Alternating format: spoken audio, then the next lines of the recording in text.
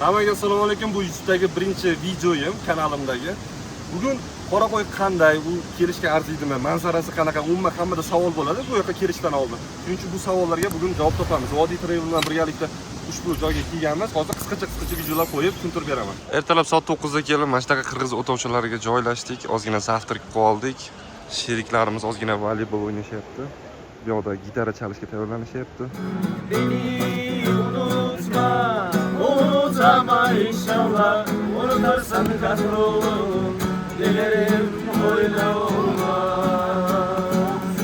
Beni unutma inşallah, unutarsan kahrolun, dilerim öyle olmaz. Bu baharda gidilmez, yağmurlarda gidilmez, aslında hiç gidilmez, gidilmez. Bu baharda gidilmez, yağmurlarda gidilmez, aslında hiç gidilmez. Son günüme kadar.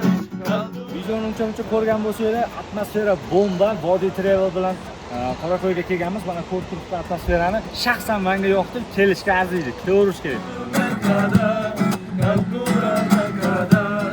Aşk mezara kadar.